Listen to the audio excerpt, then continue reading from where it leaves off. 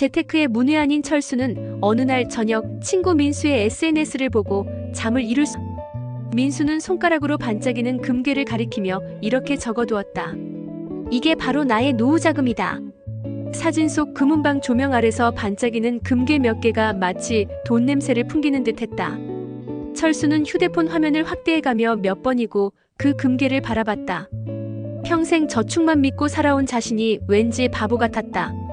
금이 저렇게 반짝이는데 왜 나는 아직도 통장 잔고 숫자만 보고 안심하려고 했을까? 철수는 올해 42이다. 평생 한 번도 주식, 부동산, 코인 같은 걸 해본 적이 없다. 그런 건 돈 있는 사람들이나 하는 거야. 라는 말이 입버릇이었다. 하지만 요즘은 상황이 다르다. 은행 이자는 물가 상승을 따라가지 못하고 주변 사람들은 하나같이 재테크 이야기를 입에 달고 산다. 회사 점심시간에도 금값도 올랐대. 요즘 금은방에 금 팔려는 사람보다 사려는 사람이 더 많대. 같은 대화가 오간다. 철수는 어쩐지 가슴이 쿵 내려앉았다. 나만 뒤처진 거 아니야? 하는 불안감이 점점 커졌다. 며칠 전에는 회사 동료가 점심 식사 자리에서 금 시세 차트를 보여줬다. 야, 작년에 한 돈에 35만 원 하던 게 지금은 거의 50만 원이야.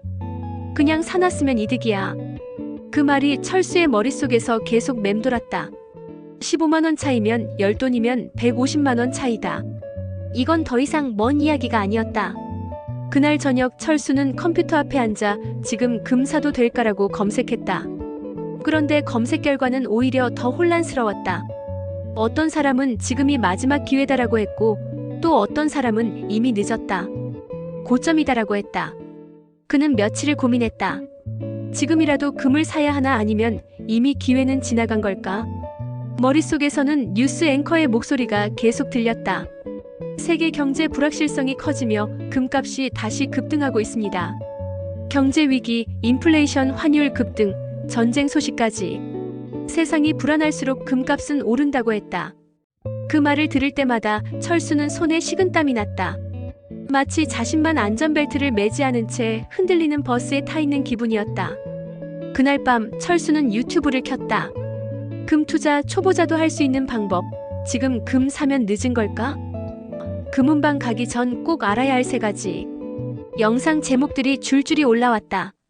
그는 클릭을 멈출 수 없었다. 한 영상에서는 전문가가 말했다. 금은 단기 차익보다는 보험 개념으로 접근해야 합니다. 또 다른 영상에서는 이렇게 말한다. 금은 언제 사도 늦지 않습니다. 중요한 건 꾸준히 모으는 습관입니다.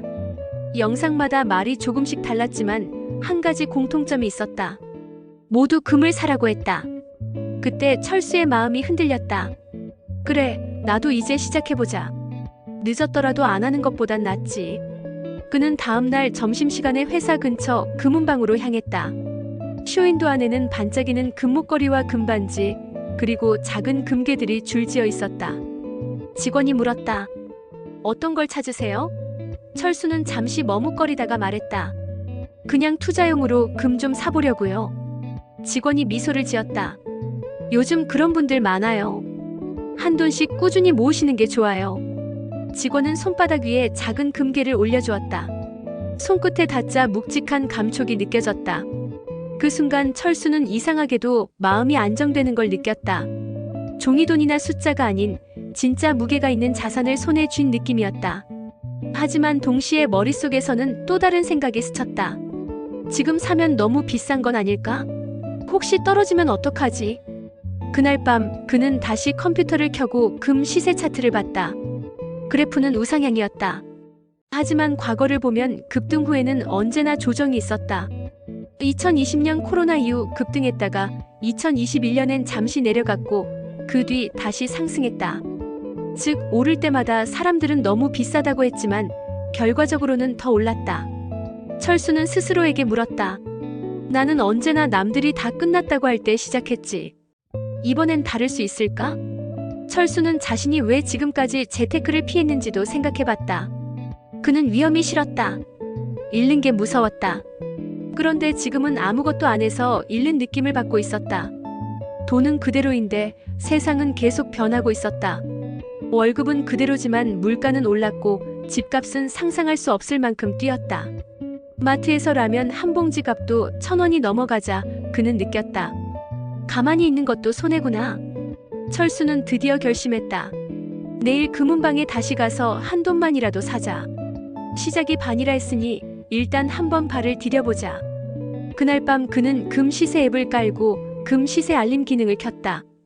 자다가도 시세가 오르면 알림이 울릴까봐 살짝 설렜다. 인생 처음으로 투자라는 단어가 자기 인생 안으로 들어온 순간이었다. 하지만 철수는 아직 모른다. 금 투자에는 단순한 매입 이상의 세계가 있다는 걸. 금은방에서 사는 금과 KRX 금시장이나 금통장, 금 ETF의 차이가 무엇인지도 아직 모른다. 세금 문제도 매매 차익 계산법도 모른다. 그저 남들이 다 산다니까라는 이유로 뛰어들려는 초보자의 마음이었다. 하지만 그 마음 안에는 또 다른 진심도 있었다. 불안한 시대 속에서 무언가 확실한 것을 붙잡고 싶다는 욕망. 철수는 다음날 아침 출근길 지하철에서 금 시세를 다시 확인했다. 전날보다 약간 올랐다. 다행이다. 어제 샀으면 이득이네. 하지만 그건 어디까지나 숫자일 뿐이었다. 실제로 금을 산 것도 아닌데 그는 이미 자신이 금 투자자라도 된 것처럼 들떴다. 바로 그때 지하철 광고판에 이런 문구가 눈에 들어왔다. 금값 앞으로 더 오른다. 당신은 준비됐습니까? 그 문구가 철수의 가슴을 찔렀다. 그는 결심했다. 오늘은 퇴근하자마자 금은방으로 가겠다고.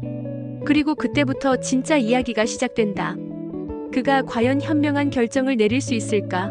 아니면 또 한 번 늦은 투자자의 길을 걷게 될까? 퇴근 후 철수는 발걸음을 재촉하며 금은방으로 향했다. 낮 동안 머릿속에서 수십 번 반복된 고민이 이제 실제 행동으로 옮겨질 순간이었다. 가게에 들어서자 낮과는 또 다른 분위기가 느껴졌다. 전등 아래 금괴와 금반지가 반짝이며 손님을 유혹하는 듯했다. 직원이 밝은 미소로 맞이했다. 오늘도 금 시세가 좋네요. 어떤 걸 찾으시나요? 철수는 떨리는 손으로 한 돈짜리 금괴를 가리켰다. 이거 하나 주세요. 직원은 고개를 끄덕이며 계산대로 안내했다. 결제 중 철수의 머릿속에는 또 다른 걱정이 스쳤다. 이 금값이 과연 계속 오를까? 아니면 사자마자 떨어지는 건 아닐까?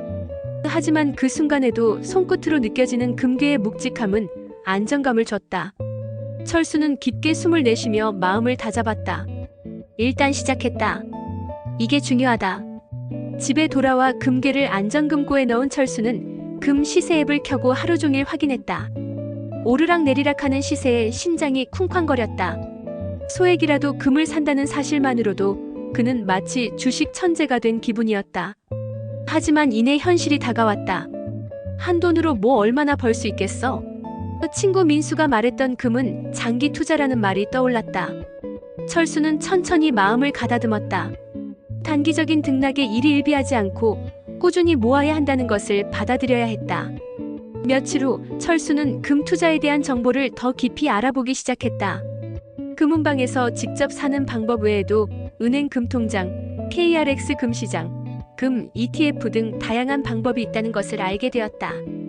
각 방식마다 장단점이 있었고 세금과 수수료 문제도 존재했다. 철수는 이때 처음으로 투자에는 전략이 필요하다는 사실을 체감했다. 단순히 사는 것만으로는 충분하지 않았다.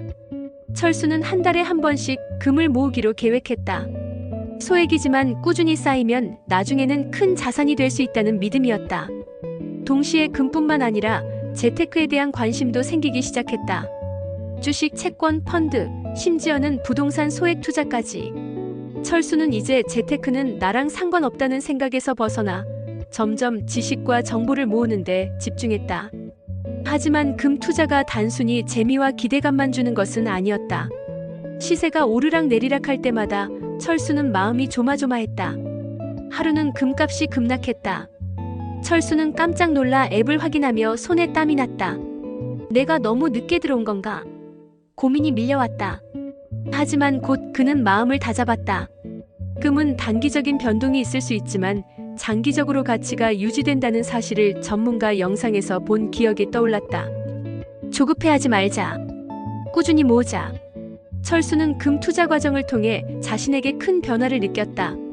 단순히 돈을 모으는 것이 아니라 자신의 불안과 공포를 다스리고 계획적으로 행동하는 법을 배우는 과정이었다. 그는 이제 통장 잔고만 바라보던 예전의 자신과 달리 자산을 다각도로 관리하는 방법을 조금씩 익히기 시작했다. 몇 달이 지나 철수는 한 달에 한 번씩 정기적으로 금을 사는 루틴을 완전히 생활화했다. 소액이지만 꾸준히 쌓이면서 금고 앙금괴는 점점 묵직해졌다. 어느 날 친구 민수가 말했다. 야, 너 이제 진짜 투자자 됐다. 철수는 웃으며 고개를 끄덕였다. 맞다. 그는 이제 단순히 금을 산 사람이 아니라 재테크를 배우고 실천하는 초보 투자자로서 한 발을 내디딘 것이다. 하지만 철수는 여전히 배워야 할 것이 많다는 것을 알고 있었다. 금만으로는 충분치 않다는 사실, 자산 배분과 리스크 관리가 필요하다는 사실, 그리고 무엇보다 투자에서 가장 중요한 것은 심리 관리라는 사실을 점점 깨닫게 되었다. 금을 산 것이 단순한 돈의 축적이 아니라 재테크에 대한 감각과 자신감을 키우는 시작점이 된 것이다. 철수는 하루하루 금값을 확인하면서도 마음을 조급하게 하지 않았다. 이미 시작했다는 것, 그리고 꾸준히 쌓아가는 과정 자체가 중요하다는 것을 알게 되었기 때문이다. 금 투자가 늦었다고 느낄 수도 있지만 실제로 중요한 것은 지금 시작하는 것이라는 사실. 철수는 이제 과거를 후회하지 않고 미래를 준비하는 법을 배우고 있었다. 마지막으로 철수는 노트북을 열고 자신만의 투자 일지를 쓰기 시작했다. 오늘 산 금의 무게, 가격, 마음가짐, 느낀 점까지 기록했다. 단순히 금을 모으는 것이 아니라 자신과의 약속, 그리고 재테크를 배우는 과정을 눈으로 확인하는 셈이었다. 이렇게 철수의 금 투자 여정은 단순한 돈벌이가 아니라 삶을 더 똑똑하고 안정적으로 만드는 과정으로 변해가고 있었다. 철수는 이제 안다. 금값이 오르든 내리든 이미 늦었든 상관없다. 중요한 것은 한 걸음씩 나아가는 것이다. 금을 시작점으로 삼아 재테크의 세계를 배워가는 것. 그 길에서 철수는 점점 더 자신감 있고 지혜로운 투자자로 성장해가고 있었다.